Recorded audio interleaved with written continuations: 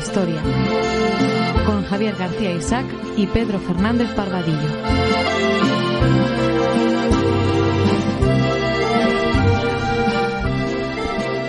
Pues cita con la historia, cita con todos ustedes, cita con don Pedro Fernández Barbadillo. Pedro, ¿cómo estás? Buenas tardes. Muy buenas tardes. Pues muy contento de estar aquí otra vez contigo, con la audiencia, con nuestro invitado y vamos con todo el que nos quiera escuchar. Que cada vez son más. Por cierto, hoy con un viejo joven amigo de esta casa, viejo porque son muchos años y muchos programas con él, y joven porque es un tío joven. Más joven que nosotros, que ya empieza a ser la mayoría de la gente. Mira, estamos ya en una edad en que a mí todas las mujeres me parecen guapas, bueno, lo cual ya empieza a ser preocupante. Es muy preocupante, es muy preocupante. Bueno, haz tú los honores y presenta al invitado de hoy, para que no me toque a mí todo. Pues Javier López Trincado, conocido de nuestro público porque ha intervenido en numerosos programas para hablar sobre todo de asuntos africanos y vamos a decir de Oriente Medio. Perdóname, los dos programas sobre el Líbano que han sido fantásticos y hemos hecho aquí con Javier Sudáfrica también. Creo que también hablamos de la descolonización, así que digamos que Javier es uno de esos personajes que de haber nacido en los años 30 ahora sería retratado por los sicarios de Ángel Viñas como africanista. Esos malvados africanistas que venían a España a destripar obreros como antes habían destripado marroquíes. Todo, ya sabes.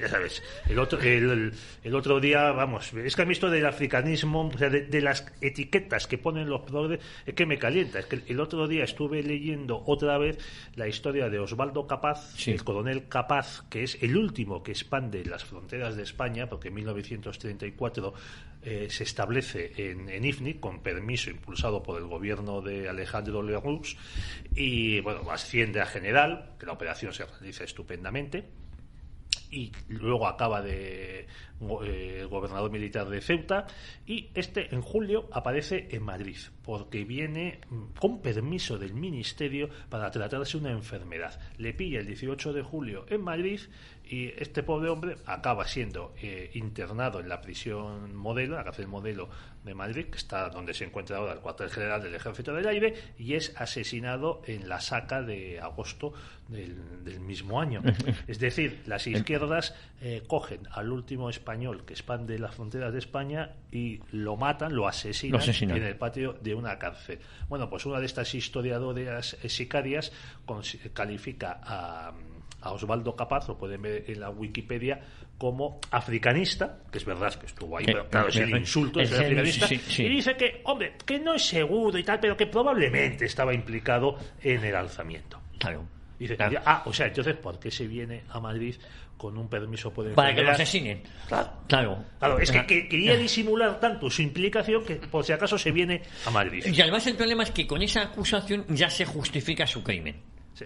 En su muerte, vamos, el que le hayan asesinado. Eso es. Su asesinato. Así que ya ves. Bueno, Javier, tú eres africanista, pero esperemos que no acabes como Osvaldo Capaz. Esperemos que no. Buenas tardes, muchas gracias como siempre por invitarme, me lo paso muy bien estando aquí siempre con vosotros.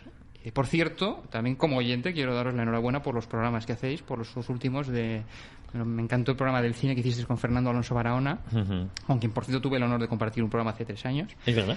Y el de los héroes de Hitler del otro día, magníficos programas, enhorabuena. Es un gran tipo, yo le he dicho siempre la admiración que tengo hacia él. Hacia Alonso Barahona. ¿Qué vas a decir hacia Hitler? No.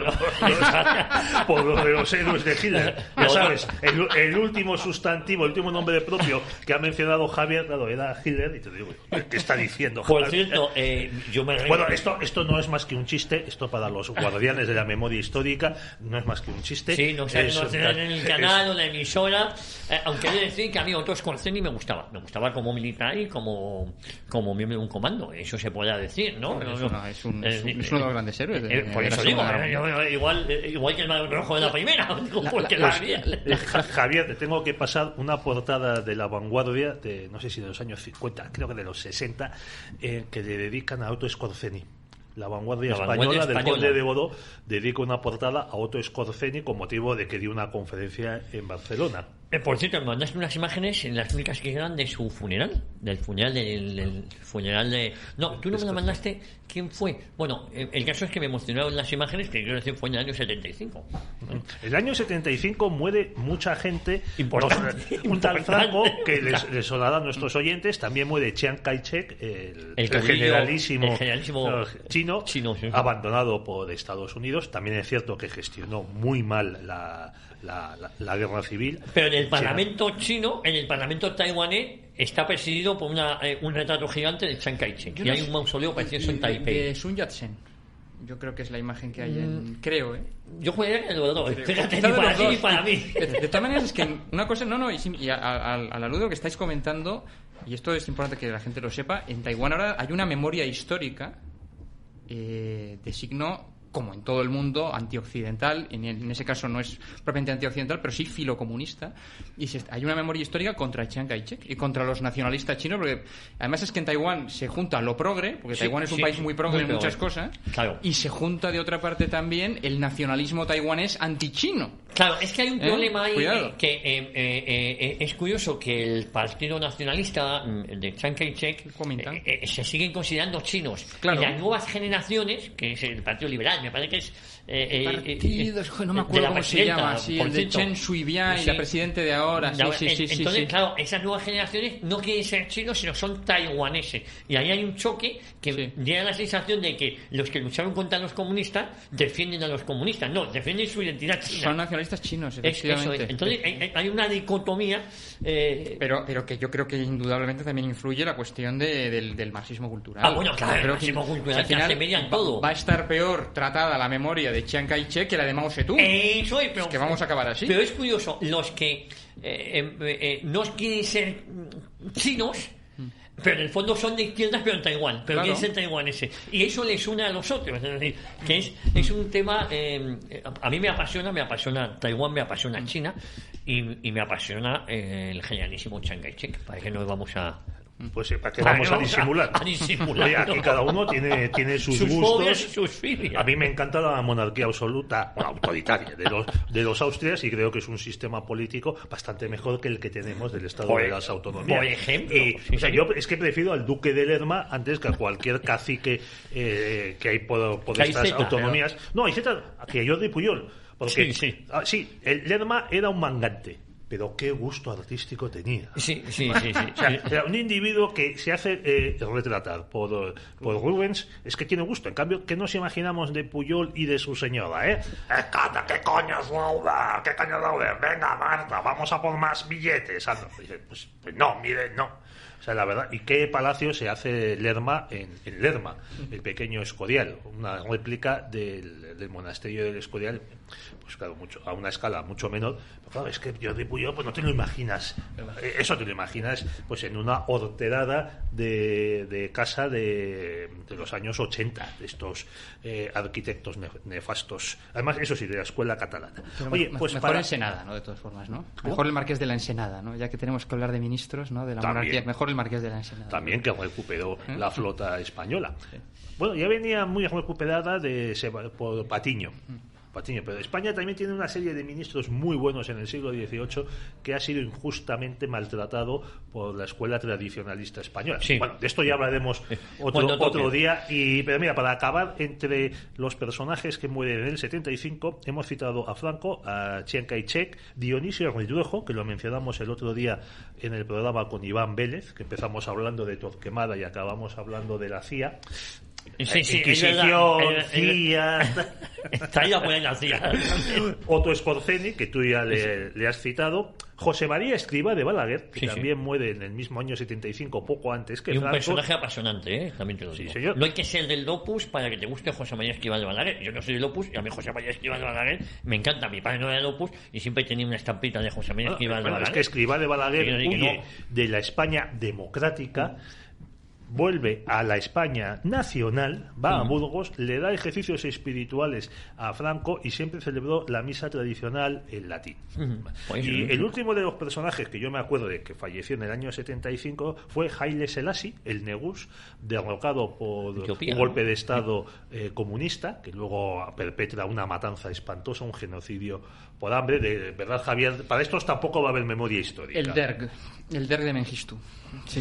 Por cierto, ¿él muere en esa matanza o No, él se exila? él es derrocado el año anterior, en el 74, es encarcelado y entonces muere unos meses más tarde. En la cárcel, encarcelado. Sí.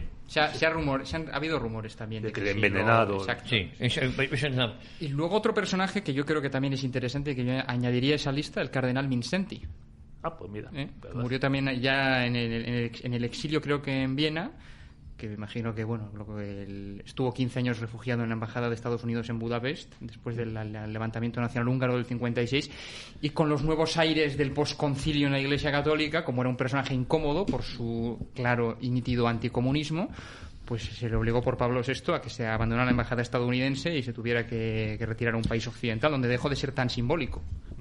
Bueno, oye, nos estamos dispersando. Y sin hablar de lo que hemos venido a hablar hoy. ¿De qué hemos venido a hablar hoy, Pedro? Pues vamos a hablar de un asunto que dentro de la historiografía británica es muy conocido, muy popular, ha inspirado películas, novelas, seriales de periódico, que envío de corresponsales en su momento, fue muy cubierto por la prensa, y que es uno de los elementos definitorios del imperialismo británico, que es la rebelión de Sudán a finales del siglo XIX, entre 1881 y 1899. Nosotros, Javier, la conocemos por una espléndida película que se titula Jartum, la capital de Sudán, interpretada por el sin par, el magnífico, el maravilloso, el estupendo, por nuestro amigo Rodrigo Díaz de Vivar, digo, Charlton Heston, y por Laurence Olivier, que hace de Mahdi, que es el Mahdi es una especie de enviado de guía, un ser humano que, digamos, precederá a la instauración del reino de la paz, que vendrá a la tierra, pues una especie de consumación de los tiempos. Y entonces esta película, como te digo, se llama Jartum. Lo conocemos nosotros, nos suena esta rebelión del Sudán. No digo que no estropeo si digo que el general Gordon pues es alanceado en Jartum cuando la ciudad cae en poder de los rebeldes. Posteriormente los ingleses, con la colaboración de los egipcios, o sea, porque aquí los colonialistas y los imperialistas no han sido solo los europeos, también ha habido un imperialismo y un colonialismo pues asiático, por ejemplo Japón, también lo ha habido africano, por ejemplo los árabes sobre el resto de los africanos. Y esta división, esta guerra, como ya te digo, es muy cinematográfica, muy periodística, muy importante porque se desplazan tropas de Europa, de la India, para aplastar esta rebelión, y sus consecuencias se han vivido hasta ahora, porque Sudán era un protectorado egipcio, el país consigue la independencia, se la concede Londres durante la crisis que hay con el Egipto de Nasser por el control del canal de Suez, y en Sudán, que es un país descomunal, el más grande, el segundo más grande de África. Nigeria me parece que está, ¿no? El Congo. El Congo, otra vez el Congo. Sudán era el país más extenso, hasta su división. Y lo que no es el más poblado es Nigeria. Nigeria y Egipto son los dos países más poblados. Es que Nigeria ya supera los 100 millones. Sí, y Sudán era el más extenso de África. Eso es, porque, claro, lo hemos mencionado, Javier, para acabar, pues Sudán es un país descomunal en el que se hace con el poder una casta militar socialista, la estructura política, el invento, el partido único. Hay que ver cómo copian las cosas los descolonizados. El partido es la Unión Socialista Sudanesa. O sea, no la unión facha, no la unión conservadora, no la unión liberal, no, unión socialista. Y estos socialistas árabes musulmanes cometen genocidios sobre los cristianos y los animistas del sur, que encima son pues negros, mientras que los otros pues son no se consideran a sí mismos negros. Son negros, pero no se consideran negros, son un poquito más claros. Claro. La mezcla árabes bereberes. Hay que pensar que Sudán es un país intermedio entre lo que es el África árabe del norte y el África negra. Entonces es un poco equivalente al Sahel más de Europa, de África occidental. Bueno, es que, claro, ahí hay como los tuaregs. Sí. Para los árabes les desprecian, porque los consideran africanos, negros. Mientras que los tuaregs se consideran hombres libres. Entonces, y los tuaregs con los que convivieron los colonizadores europeos, italianos, franceses, ingleses, bueno, algo los españoles, algo que les tocaba por el Sáhara Occidental, han sido aplastados y sometidos a las autoridades estatales a partir de la descolonización. Eso también hay que tenerlo en cuenta. Bueno, pues Sudán se mantiene en esta situación inestable de opresión hasta 2011, en el que por fin las Naciones Unidas consiguen permiten la independencia de Sudán del Sur. Es muy curioso, ya para acabar, que cuando se produce la descolonización, en África las nuevas élites, o más bien oligarquías, se empeñan en mantener las fronteras heredadas de la descolonización, salvo que haya zonas dentro de la misma soberanía, por ejemplo, francesa, que se divide, pues Mali, Níger, Alto Volta.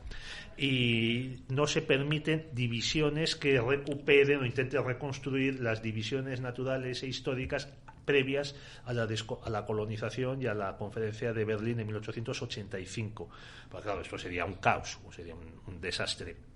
Sin embargo, después del final de la Guerra Fría, hay al menos 2 procesos que se culminan, hay abiertos otros, y los dos suceden en la misma zona del Cuerno de África, Alto Nilo, que es la secesión de Eritrea de Etiopía y la secesión de Sudán del Sur. No, vamos a ver. Empecemos con Sudán entonces, eso es. Que está en la historia desde muy antiguo. Hablábamos del Cairo, perdóname, el Cairo es una ciudad de unos 27 millones de habitantes, 20 censados y el otro todo inmigración ilegal. Y cuando me recorrí Egipto, llegué a Abu Simbel. Abu Simbel está en la frontera, si no me equivoco, con Sudán. Está muy al sur, muy al sur. Bueno, lo desplazaron en el templo durante la construcción de la presa de Asuán. De Asuán, efectivamente. Yo estuve en Asuán y esto está todavía más abajo. Por eso en Madrid está el templo de Debod. El templo de Debod que nos lo regalaron. Por contribuir o sea, no es que no contribuyas tú, Javier, a esta leyenda de que los españoles somos tontos y lo que tenemos es porque nos lo han dado los demás. Es un bonito detalle que el pueblo egipcio, Nasser, creo que era, nos regalará pues el templo de Debod. Sí, como muestra de agradecimiento por contribuir también al traslado de Abu Simbel como consecuencia de la construcción de la presa de Asuán. Pues chito, a mí, igual que la gran muralla china me flipó, el templo de Abu Simbel es espectacular, es algo grandioso, ¿no? Sí. Bueno, independientemente, háblanos para empezar de la vinculación, ¿por qué digo esto? Entre Sudán y Egipto, el Egipto de los faraones. A ver, el tema del Egipto de los faraones, que es una de las grandes civilizaciones de la antigüedad, su conexión con otras comunidades políticas de su tiempo está sobre todo en la época del Imperio Nuevo, con los territorios de Levante, de lo que sería el actual Oriente Próximo, que recordar la batalla de Kadesh contra los hititas, también las campañas de Tutmosis III. Pero es verdad que también hay una importante conexión de Egipto no solo con Oriente Próximo, sino también con la propia África más al sur del propio Nilo, lo que se llama la zona de Nubia, que serían pues las poblaciones que viven en el Nilo, en la ribera del Nilo, ¿no? Claro, más al sur podríamos decir de la primera catarata, sí. Que está al sur de Asuán a su vez, y lo que sería pues el norte del actual Sudán. Luego ahí en la antigüedad hubo el reino de Kush, a veces también llamado el reino de Meroe. Un poco entre la primera catarata y la sexta catarata, y lo que es la actual ciudad de Jartum, que es donde se juntan los Nilos blanco y azul. Entonces, aunque sobre todo se ha hablado de las relaciones que tenía Egipto con las civilizaciones más avanzadas de Oriente Próximo, también eran muy importantes las campañas militares que a veces libraban los faraones contra los nubios en el sur. Hay que tener en cuenta además que si en el imperio antiguo egipcio, que es la época de la construcción de las pirámides, es decir, el tercer milenio antes de Cristo, la capital de Egipto está en Menfis, que es decir, al norte, al lado del delta del Nilo, durante lo que es el segundo milenio antes de Cristo, el Imperio Medio y sobre todo el Imperio Nuevo, que es el de Ramsés II, el Imperio Nuevo tiene su capital en Tebas, es decir, más cerca de Asuán y, por tanto, en el sur de Egipto. En ese sentido, quizá hay una mayor conexión. Pero la gran conexión que hay entre lo que sería el actual Sudán y Egipto, entre las poblaciones de Nubia y Egipto, es cuando ya en el primer milenio antes de Cristo, en el siglo VIII antes de Cristo, para ser más exactos, los nubios llegan a conquistar Egipto. Y llega a haber una de las dinastías, que es la dinastía 25, que es una dinastía de faraones negros.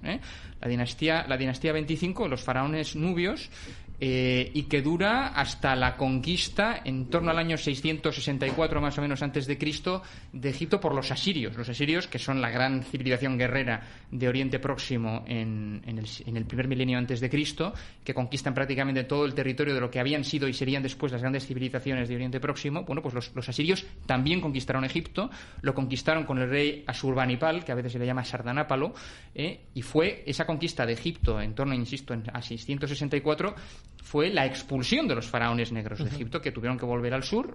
También esta dinastía se llama también la dinastía napatiense, por la ciudad de Napata, que está en el Nilo actualmente en Sudán. Y ese reinado de la dinastía 25 termina con esta invasión asiria.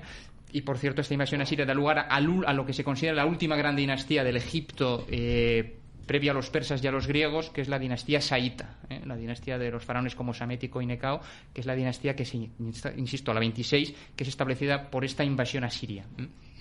Oye, ¿y por qué no hablamos de un Nilo blanco y un Nilo azul? Bueno, si uno ve el mapa, y además aconsejo vivamente a nuestros oyentes que cojan un mapa y si no tienen un mapa delante, al menos que se hagan una composición del lugar con una imagen geográfica de lo que es la mitad norte de África, sobre todo en lo que es el recorrido del Nilo, porque se ha hablado muchísimo de las fuentes del Nilo. El Nilo es el río quizá más famoso, es el río más largo del mundo y es conocido además como es uno de los ríos más famosos de la historia antigua, que es en torno al cual se vertebra toda la civilización egipcia. La civilización egipcia es la civilización del Nilo, pero el Nilo en sus últimos tramos. El Nilo empieza en África Central. Y se ha hablado de esas fuentes del Nilo que estarían en torno al lago Victoria. Pero ojo, esa es una parte. El Nilo realmente es como una enorme Y invertida. El Nilo tiene dos grandes afluentes que confluyen precisamente en la capital de Sudán, Jartum. Y ese Nilo tiene su primera gran fuente, es el Nilo Blanco, que es el que surge más o menos en torno al lago Victoria, pero en la izquierda, y se junta con el otro gran brazo del Nilo, que es el Nilo Azul, que vendría desde el este, desde la derecha, y que nace en Etiopía. Por tanto, el Nilo Blanco y el Nilo Azul confluyen precisamente en la ciudad de Jartum y ahí forman el gran Nilo que ya desemboca en el Mediterráneo.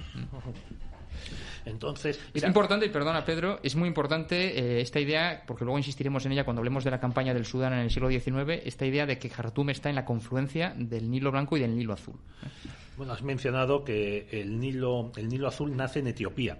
Bueno, ahora desde hace unos años hay unas tensiones fuertes, considerables, entre Egipto y los países ribereños por el aprovechamiento de las aguas del Nilo y de estos dos afluentes que has mencionado, el Nilo Blanco y el Nilo Azul, ya que la población en Egipto crece a cosa de más de 1 millón de personas cada año. Claro, el Egipto es un desierto, salvo la cuenca del Nilo para la agricultura. Creo que Egipto es el mayor importador de trigo del mundo. Claro, para Egipto es vital conseguir mantener el flujo de agua, tanto para la agricultura como para el suministro de energía, por la presa de Asuán, tú mencionabas, Javier, y entonces hay una discusión muy fuerte en la que interviene la ONU como elemento pacificador para formalizar un nuevo tratado de aprovechamiento de las aguas entre los países de la cuenca, o sea, Egipto, Sudán del Norte, Sudán del Sur, Etiopía, Eritrea, creo que llega hasta Uganda, Tanzania y Ruanda por el lago Victoria.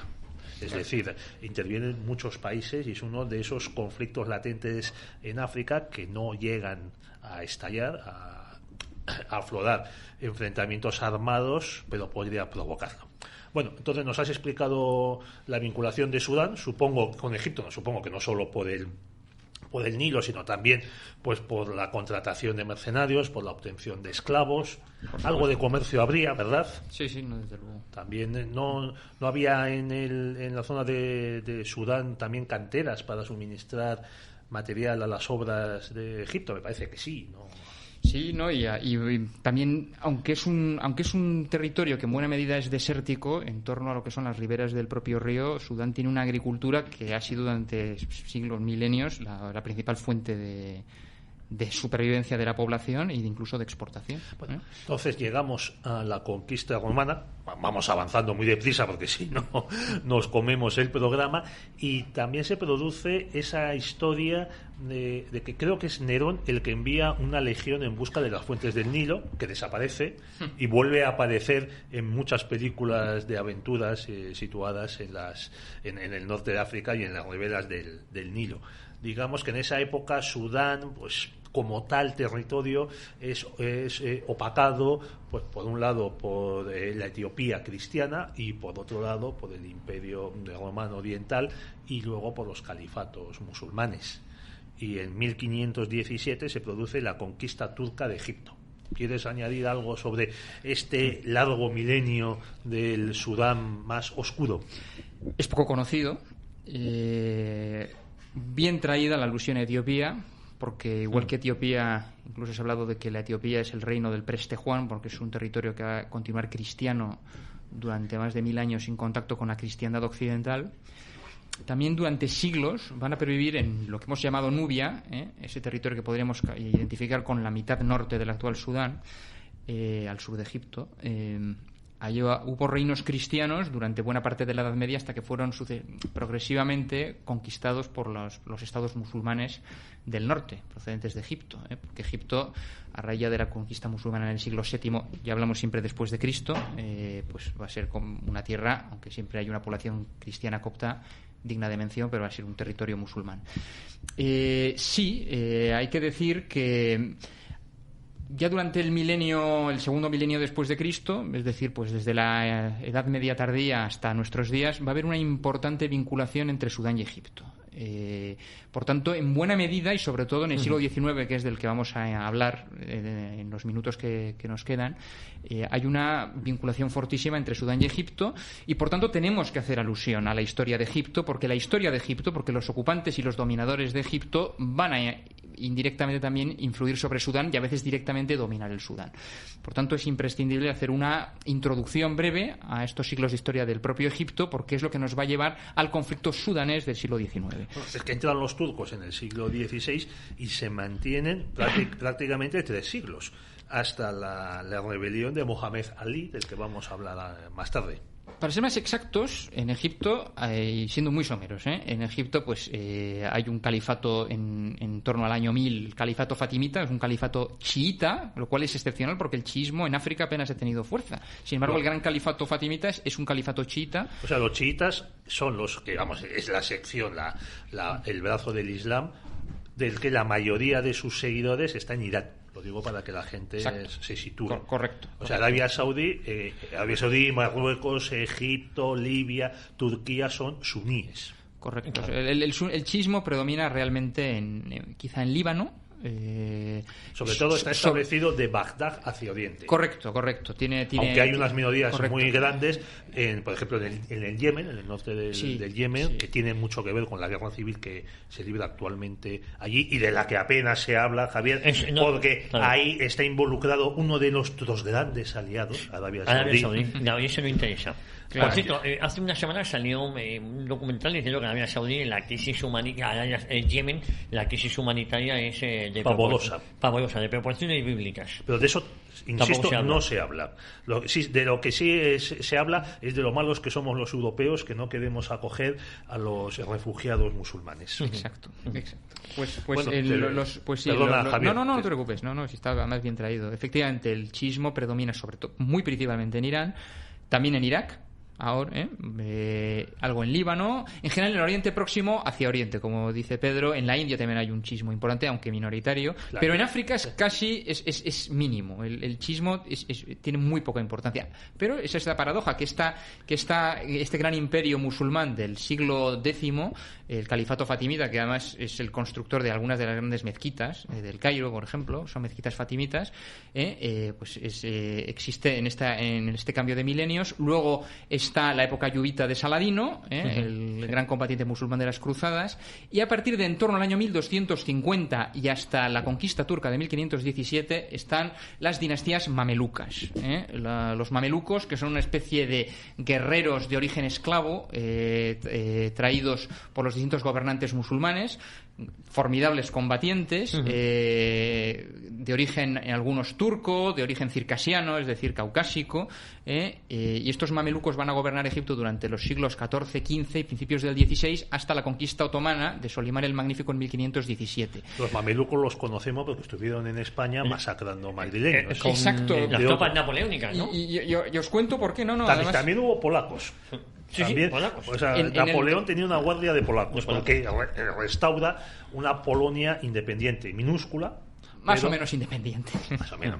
Dependiente.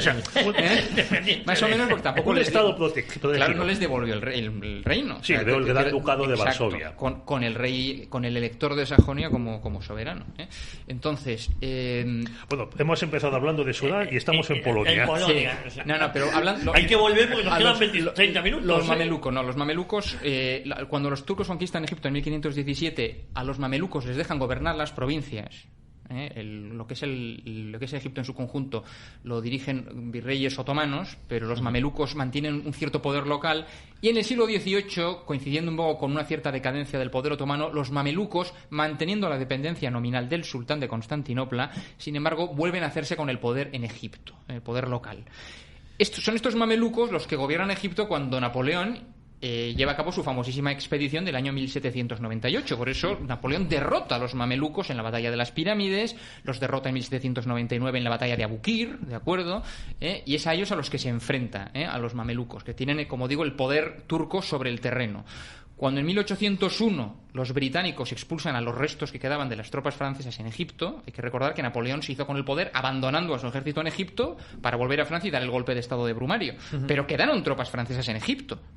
Y una flota que también es hundida en otra batalla que también se llama igual, Abukir. Sí, la batalla de Abukir o del Nilo es una batalla naval, la batalla del Nilo de Abukir de 1798, pero yo la batalla de Abukir a la que he aludido antes es en 1791, que es una batalla terrestre, exacto, de Napoleón contra los mamelucos. Es que la batalla naval de Abukir, los británicos ya se sabe que son qué buenos son ellos, son magníficos en su propaganda, dicen que es la batalla más trascendental del siglo XVIII, aunque se produce a finales, porque es ahí donde es aplastado por Nelson la flota francesa y, digamos, se elimina el riesgo de invasión de las Islas Británicas. Bueno, sí, es una batalla importante, pero es una batalla formidable en la que Nelson se lo juega el todo por el todo. Ya acababa de perder un brazo en Santa Cruz de Tenerife y hace una maniobra arriesgadísima, pero que sale muy bien, y toda la flota francesa es hundida, destrozada, con muy pocas pérdidas inglesas. Que es lo que deja Napoleón además encerrado en Egipto. Por eso cuando vuelva al año siguiente para dar el golpe de estado de Brumario, lo tendrá que hacer de manera totalmente clandestina, arriesgándose a su vez Napoleón muchísimo, porque Napoleón no tenía flota, tenía muy poquitos barcos, y es con uno de ellos con el que vuelve a Francia.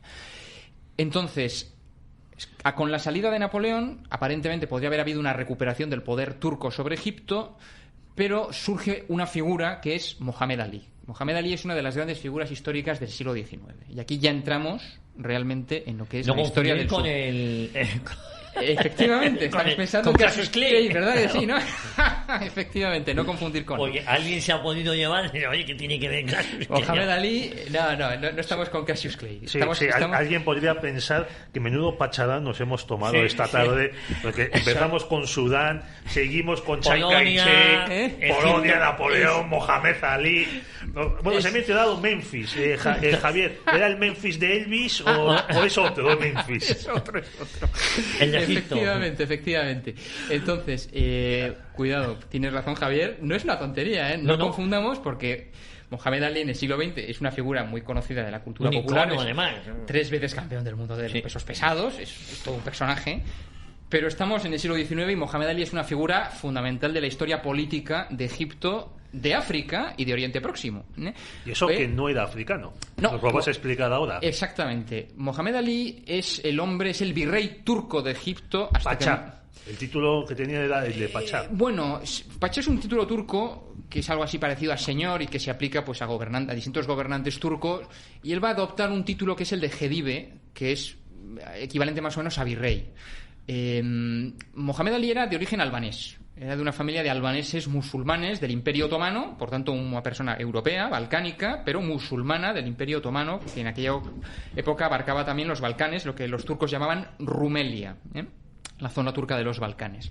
Concretamente, como digo, albanés. Este hombre sirve al Imperio Turco y en torno al año 1805 se hace con el poder en nombre del sultán de Constantinopla en Egipto. Por lo tanto, se convierte en el gobernador turco de Egipto, aplasta a la clase gobernante mameluca en un par de matanzas, y por tanto ese dominio que llevaban teniendo más o menos intenso los mamelucos desde la Edad Media en Egipto termina con Mohamed Ali, y aparentemente pues los turcos han recuperado su dominio de Egipto, pero no va a ser así, sino que Mohamed Ali va a independizarse de facto de Turquía, manteniendo una subordinación nominal hacia el sultán de Turquía. Por eso va a adoptar un título que es Gedive, que es virrey, ¿de acuerdo? Egipto nominalmente va a continuar formando parte del Imperio Otomano, pero a todos los demás efectos va a convertirse en un estado independiente y además de enorme importancia, y casi de una importancia similar a la del propio Imperio Turco, que además ya estaba en cierta decadencia. Por poner un ejemplo, en la Guerra de la Independencia griega de los años 1820, la gran batalla que termina la guerra y da lugar finalmente a la independencia, que es la batalla naval de Navarino, es una batalla entre las potencias occidentales que favorecían la independencia griega, los franceses, británicos y rusos, contra las flotas aliadas de Turquía y Egipto. Otro ejemplo, los egipcios de Mohamed Ali, que como digo muere en 1849, también, por ejemplo, tienen una política exterior propia en Oriente Próximo, sí, y llegan a conquistar Siria, por ejemplo, llegando a provocar la intervención de las potencias occidentales para mantener el equilibrio en la región. O el primer estado saudita de la dinastía actual saudita que existió en la actual Arabia Saudí a principios del siglo XVIII, lo aplastan también las fuerzas egipcias de Mohamed Ali, para que veamos la enorme importancia, cómo se proyecta el poder de este Egipto independiente en todo salvo en el nombre, en Oriente Próximo. Y aquí es donde ya entramos en el tema en Sudán. Mohamed Ali también invade el Sudán.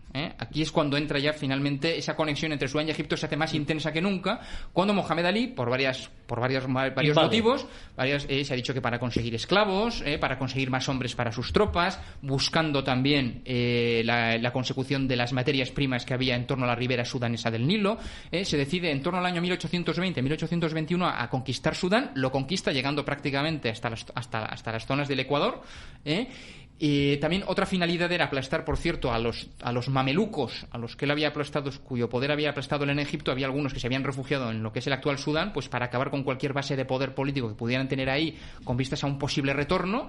Bueno, pues también la conquista del Sudán tiene esa finalidad de aplastar, de disuadir cualquier recuperación mameluca del poder, ¿no?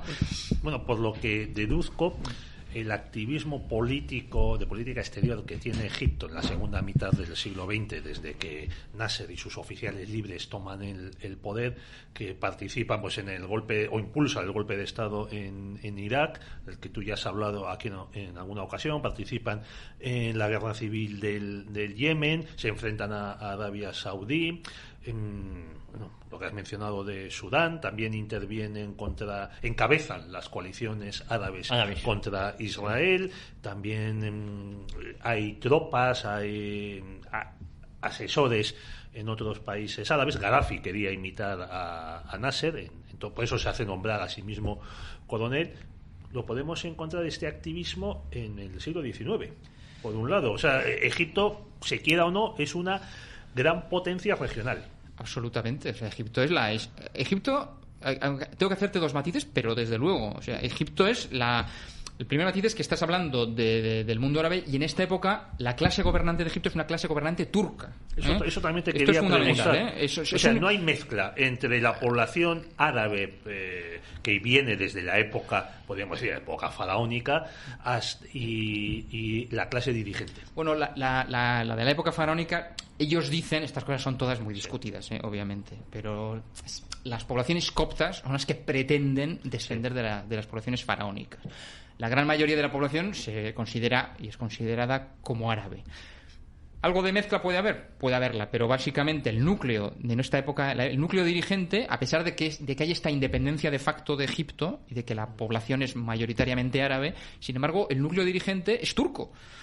Turco en un sentido amplio, o sea, a su vez, ya he dicho que Mohamed Ali tampoco es turco, étnicamente hablando, es albanés, pero sí, culturalmente otomano, lo podríamos llamar. Otomano, sí, es una clase, y de hecho cuando hablamos de la conquista egipcia de Sudán, es una conquista turco-egipcia. Los títulos son turcos, Bajá o Pachá, que es lo mismo. Es un título turco, no es un título árabe. Nos suena moro, ¿no? Esto es moro. Bueno, pero no es árabe. Lo de Pachá o Bajá es turco, para ser preciso. Son títulos turcos. Entonces, y Egipto, aunque en este momento, siglo XIX, del que estamos hablando, es un país cuya clase dirigente es turca, es verdad. Es verdad lo que dices. Egipto es el gran país del mundo árabe. Es el país de referencia del mundo árabe. Sí. Y aunque está en África, y hoy estamos centrándonos en esa vocación africana que también ha tenido, Egipto, geográficamente es África, está claro, pero desde el punto de vista político, estratégico, etcétera, es un país de Oriente Próximo, es un país del mundo árabe. O sea, Egipto, más que pensar en Uganda, piensa en Irak. Claro. Y es el país más poblado, el país quizá con mayor tradición cultural, con mayor influencia cultural. No es una casualidad, por ejemplo, que un fenómeno tan importante contemporáneo como los hermanos musulmanes hayan nacido en Egipto. No es casual. No es casual. Entonces, está claro. Y en esta época es cuando descuella claramente y está en buena parte sustituyendo el poder del Imperio Otomano en Oriente Próximo. No totalmente, porque además las potencias occidentales van a obligar a Mohamed Ali a replegarse sobre el propio Egipto, pero está claro que Egipto tiene una vocación expansiva por el protagonismo que tiene en sí mismo. Entonces, exactamente, este Egipto, a mediados, principios, más bien primer tercio del siglo XIX, quiere ser controlado, es objeto de control por las potencias europeas, sobre todo Francia y Gran Bretaña, al igual que Turquía, pues para que controlar por un lado el acceso o impedir el acceso de la flota rusa al Mediterráneo y de ahí a los mares libres, al Atlántico, y por otro lado porque los británicos quieren dominar el camino a la India, que todavía pasa por el norte, por Egipto, y por el sur, por el Cabo de Buena Esperanza. Claro, eso, además, Egipto se convierte aumenta su valor geopolítico con la inauguración del Canal de Suez en 1869. Exacto. Y es precisamente el sucesor de Mohamed Ali, muere en 1849 y crea una dinastía de jedibes, de virreyes, hereditaria en sus descendientes. El descendiente que en la época de la inauguración del Canal de Suez, a la que acabas de hacer referencia, gobierna Egipto como jedibe, como virrey, es Ismail Bajá, que inicia una serie de guerras con Etiopía, inicia un programa intensísimo de modernización, de construcción de telégrafos, de ferrocarriles, y además, con el fin de la guerra civil de los Estados Unidos, la exportación de algodón de Egipto se hunde, y el resultado es que Egipto cae en una fortísima deuda externa. Es que los británicos habían impulsado el cultivo de algodón en Egipto para su industria textil durante la guerra de secesión de Estados Unidos. Claro. Porque el primer suministrador de algodón era el sur de Estados Unidos. Exacto. Entonces, al recuperarse la producción en Estados Unidos, se hunde la egipcia, o la exportación egipcia. Lo cierto es que en 1875 el jedibe de Egipto está totalmente endeudado y vende sus acciones en la Compañía del Canal de Suez. ¿Y quién las compra? Gran Bretaña. Entonces aquí está el origen. No me digas. ¿Sí? Pero claro. qué listos son estos británicos. Claro. Entonces, para el Canal de Suez, que era vital como arteria entre la Gran Bretaña y su imperio oriental, en la India sobre todo, pero en general en Asia, ahí empieza un control cada vez más estrecho de Gran Bretaña sobre Egipto, también a través del control de las finanzas del jedibe, del gobierno virreinal de Egipto. Y finalmente este control se termina de completar en 1882 con una expedición británica al mando del general Wolseley, que es la expedición que culmina en la batalla de Tel el-Kebir. Aquí es donde comienza el llamado protectorado encubierto, que va a durar hasta la Primera Guerra Mundial. Es un protectorado en todo, como digo yo a veces, las dos mentiras. La primera mentira: Egipto sigue siendo turco, porque el gobernante es un virrey en nombre del sultán de Turquía. Pero no depende de Turquía, es independiente. Pero es que esa es la segunda mentira, tampoco es independiente, porque en realidad dice depende de Turquía, pero depende de Gran Bretaña. De una manera totalmente extraoficial, pero el cónsul en Alejandría, que durante décadas fue Evelyn Baring, es el que va a controlar, sobre todo desde el punto de vista exterior y financiero, a Egipto. Bueno, es un poco la situación de Bosnia-Herzegovina hasta la anexión por Austria en 1908, que nominalmente estaba bajo soberanía del sultán, aunque administrativamente dependía de Viena. Se parece, es una doble dependencia. Lo que pasa es que era más oficial, al menos la administración austríaca, pero Gran Bretaña oficialmente no ejercía ningún control, pero sí había, como digo, un protectorado encubierto. Y en estos años, coincidiendo con esta intervención británica y el inicio del protectorado encubierto británico sobre Egipto, es cuando estalla la rebelión de fundamentalista musulmana en Sudán, en torno al año 1881. Es una rebelión que surge al sur de Jartum, encabezada por Mohamed Ahmed, que se proclamó a sí mismo Mahdi. Pedro ha definido antes lo que es el Mahdi, una especie de profeta de unos últimos tiempos. Se proclamó una especie de enviado de Dios. Y este Mohamed Ahmed, que era un hombre muy preparado, muy capaz, inteligente, con incluso talento militar, encabeza una rebelión que consigue cierto apoyo popular, porque el régimen egipcio, que llevaba existiendo, como he dicho antes, 60 años de ocupación egipcia, había generado mucho rechazo, sobre todo por cuestiones, por la opresión fiscal. Hay que tener en cuenta que son territorios pobres y si encima el gobernante establece una fuerte presión fiscal, pues puede provocar un enorme descontento. También el hecho de que Egipto, esa potencia, hay que recordar, insisto, Sudán, la potencia ocupada era Egipto, que a su vez estaba siendo casi colonizada por los británicos. Los británicos presionaban mucho también para la abolición de la esclavitud. La esclavitud era importantísima en Sudán, porque los árabes esclavizaban en buena medida a las poblaciones negras del sur de Sudán. Entonces, los egipcios, por presión británica, intentan abolir la esclavitud. Aquí está una primera presencia en los años 1870 del general Gordon, al que vamos a hacer referencia enseguida, que intenta, un hombre religioso, protestante, muy antiesclavista, que hace intensos esfuerzos por abolir la esclavitud. Y también en la rebelión del Mahdi, esta rebelión que tiene primordialmente una finalidad religiosa, una motivación principal religiosa. Sin embargo, está apoyada también en el descontento por la presión tributaria, y también tiene apoyo de algunos mercaderes de esclavos o de personas interesadas en el comercio de esclavos, que también van a apoyarle, descontentos por la abolición de la esclavitud. Has mencionado la esclavitud. Otro de los que combaten la esclavitud es el misionero italiano Daniel Comboni, que muere en Jartum en 1881. Precisamente cuando la rebelión. Él viajaba mucho de Italia a Sudán, y una de sus obsesiones o de sus dedicaciones era difundir, por un lado, claro, ser misionero, difundir la fe católica, y también luchar contra la esclavitud. Sí, no, es en buena medida es una de las grandes motivaciones de la difusión del Evangelio.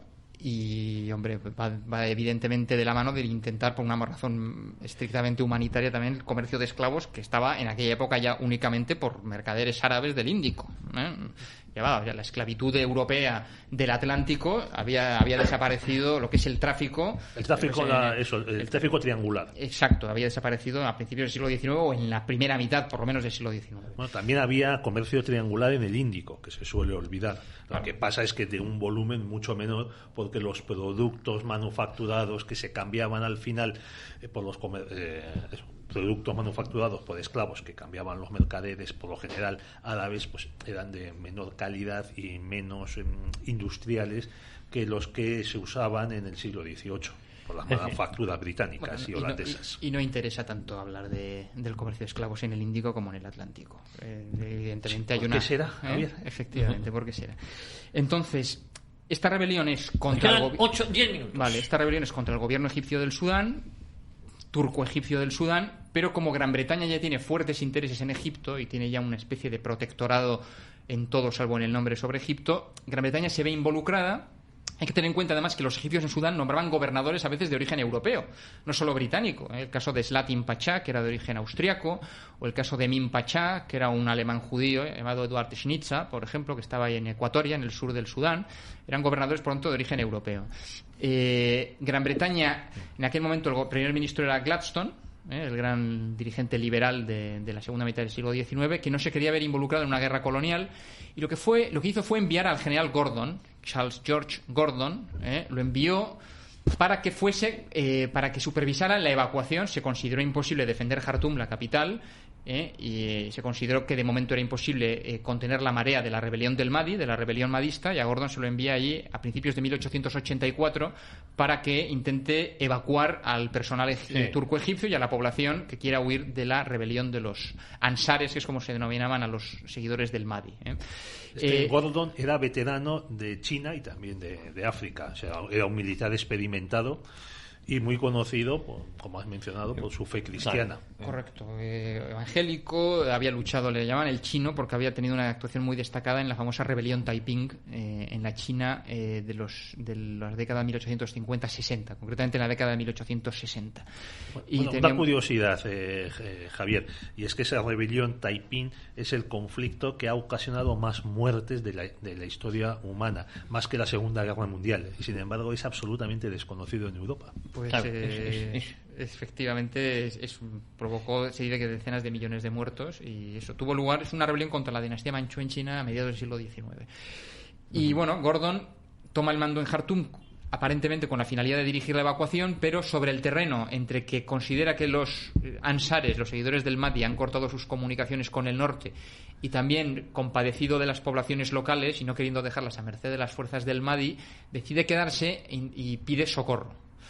El gobierno de Londres, de Gladstone, al principio es muy reticente. No quería verse involucrado en una guerra colonial, tarda un tiempo en tomar la decisión, pero la opinión pública británica finalmente presiona y se organiza una expedición de socorro. Y efectivamente, al mando del general Wolseley, Sir Garnet Wolseley, el que había tomado el control 2 años antes en Egipto, en la batalla de Tel el-Kebir que he citado, encabeza una expedición, lo que se va a llamar la Expedición del Nilo, y va a intentar socorrer a Gordon, que estaba en Jartum, asediado por las fuerzas del Mahdi. Esta expedición comienza en el otoño de 1884. Gordon aguanta como puede. Hay que tener en cuenta lo que he dicho antes, que Jartum está entre los dos brazos del Nilo Azul y del Nilo Blanco, y al norte de Jartum, o sea, está, digámoslo así, en el vértice de un triángulo, se puede decir así. Entonces tiene sus flancos oeste y este protegidos por los dos Nilos. Al norte ya empieza el Nilo propiamente dicho, que es la fusión de los dos ríos, Nilo Blanco y Azul, y simplemente tiene que tener una defensa terrestre en el sur, nada más, en el sur, porque es la parte por la que no está protegido.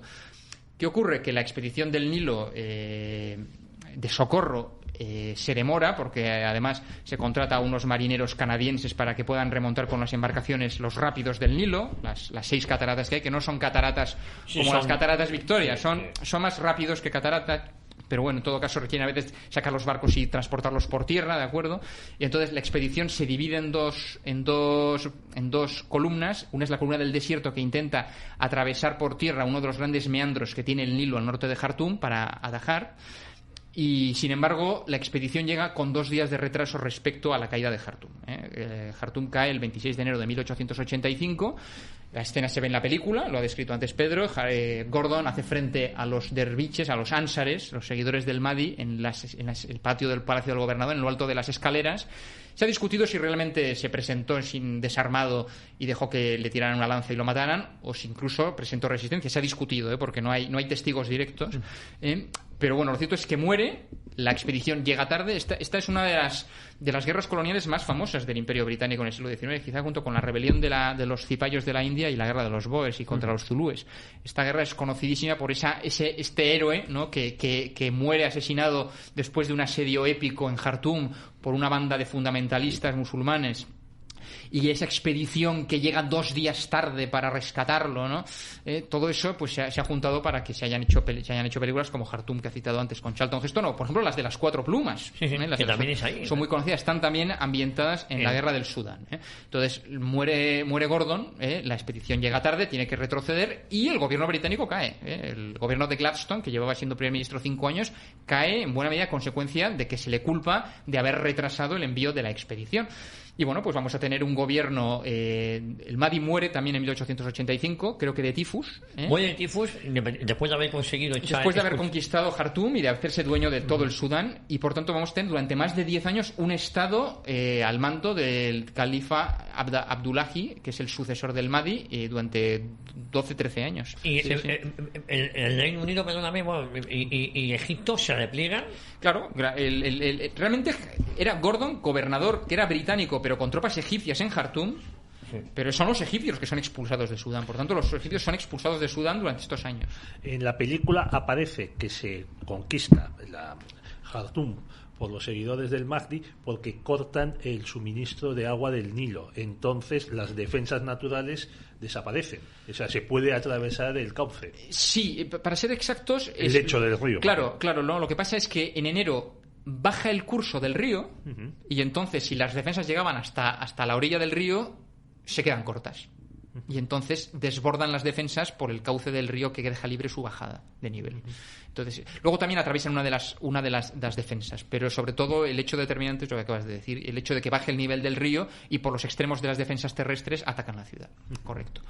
Entonces, como digo, va a haber 10 años largos, 12-13 años de gobierno, hasta que en 1896 ya un gobierno distinto, el gobierno del Marqués de Salisbury, decide la reconquista del Sudán, se pone al frente a Lord Y aquí Kitchener. aparece otro personaje que veremos en la Primera Guerra Mundial, que es Lord Kitchener. Correcto, exacto. Lord Kitchener le dan el mando, como es la reconquista egipcia del Sudán, nominalmente se le dan tropas de una parte británicas, pero teóricamente es una reconquista egipcia. Por tanto, Kitchener encabeza la campaña como Sirdar, como jefe del ejército egipcio. Se lo prepara muy detenidamente, así como la expedición de socorro del año 1884-85 había sido algo improvisado, con prisa, para intentar llegar a tiempo. Kitchener se tomó su tiempo para reconquistar el Sudán. La expedición empezó en 1896, construyó una vía férrea prácticamente casi desde la primera catarata, desde un poco más al sur donde está el norte, donde está prácticamente el límite actual entre Egipto y Sudán. Construye una línea férrea a lo largo del desierto hasta el meandro norte del Nilo.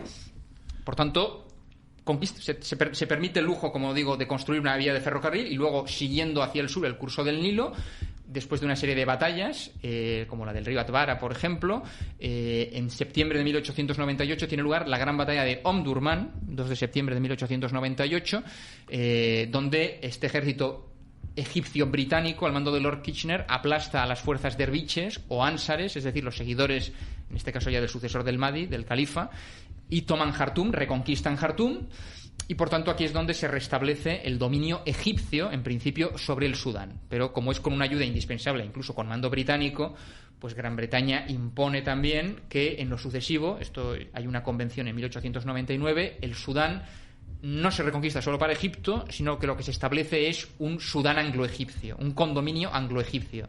Por tanto, será una colonia, digámoslo así, un condominio de los dos países. Teniendo en cuenta que el propio Egipto estaba sujeto al llamado protectorado encubierto de Gran Bretaña, o sea, si el propio Egipto era casi una colonia británica, pues siendo Sudán ya una colonia de los dos, imaginemos. Es decir, Sudán era prácticamente una colonia británica pues desde 1899 hasta 1956, en que se va a independizar. Bueno, Egipto se mantiene como país bajo este protectorado hasta después de la Primera Guerra Mundial. Nos quedan 2 minutos. Vale, Egipto es un protectorado encubierto, es decir, nominalmente sigue siendo un país casi independiente con una monarquía, pero virreinal, porque sigue reconociendo formalmente la supremacía del sultán de Constantinopla. Y es que en la Primera Guerra Mundial, cuando Gran Bretaña, que tiene el poder sobre el terreno, corta definitivamente esa dependencia nominal de Turquía, porque Gran Bretaña entra en guerra con Turquía, y es cuando se proclama Egipto totalmente soberano respecto de Turquía, pero aprovecha Gran Bretaña también para, durante la Primera Guerra Mundial y años siguientes, establecer ya un protectorado formal. Es decir, de 1914 al 22, Gran Bretaña sí que va a tener un protectorado oficial en Egipto, justificado por la Primera Guerra Mundial. Además, luego el califa, en los años 20, el califato es abolido por quemar Atatürk. Luego la dependencia más religiosa que política de Estambul, Constantinopla todavía, hasta que le cambie el nombre a Atatürk, también desaparece. Claro, efectivamente, pero ya los británicos habían cortado todo el lazo en 1914. Y esta dinastía de virreyes turcos, los jedibes, los británicos también los convierten en reyes. Primero sultanes de Egipto y luego, creo a partir de los años 20, los reyes de Egipto. Estos son los reyes de Egipto que conocemos en la primera mitad del siglo XX, el último de los cuales, el penúltimo, es el rey Farouk. El rey Farouk es un descendiente de Mohamed Ali, es un descendiente de los jedibes del siglo XIX, pero ya desde la Primera Guerra Mundial, que son reyes de Egipto, y su hijo Fuad es el último rey hasta que es ya destituido por Naguib y por Nasser. Bueno, para ir acabando ya, y muy rápidamente, en 1956, si no me equivoco, Londres concede la independencia a Sudán en contra precisamente de la idea que tenía Nasser. Claro, la idea que había era que si era un condominio anglo-egipcio, pues la solución quizá más fácil hubiera sido un Sudán ya independiente pero unido a Egipto. Pero ni Gran Bretaña tenía interés en que ese Egipto revolucionario pudiera llegar hasta Sudán, e incluso también, o sea, se conjugaron también dos corrientes o dos perspectivas. Los propios nacionalistas árabes que gobernaban Egipto, Naguib y Nasser, lo que deseaban ante todo era que Gran Bretaña lo que deseaban era una pronta salida de Gran Bretaña de África, y estaban más dispuestos a separar Egipto del Sudán si eso permitía que Gran Bretaña saliera lo antes posible del continente africano. No hay tiempo para más, pero sí es muy interesante hubiese sido muy interesante haber llegado a la actualidad donde Sudán, las matanzas que está viendo de cristianos, la situación actual que vive y sobre todo la relación que mantiene con Egipto, ¿no? Sí, no, desde luego. La división, las dos guerras civiles que hubo, del 55 al 72 y del 83 a 2005. En 2005 es cuando se llega al acuerdo que 6 años después, en 2011, va a permitir la independencia de Sudán del Sur. Pero vamos, la guerra terminó en 2005. Pues no hay tiempo para más. Volvemos la próxima semana aquí a Cita con la Historia con Pedro Fernández Barbadillo. Pedro. Un programa interesantísimo y yo creo que otra vez no abusaremos del Pacharán. No abusaremos del Pacharán, pero hay que decirle a Javier López Trincado que vuelva cuanto antes. Así será. Ojalá. Un abrazo a todos y volvemos Dios mediante la próxima semana aquí a Radio Cita con la Historia.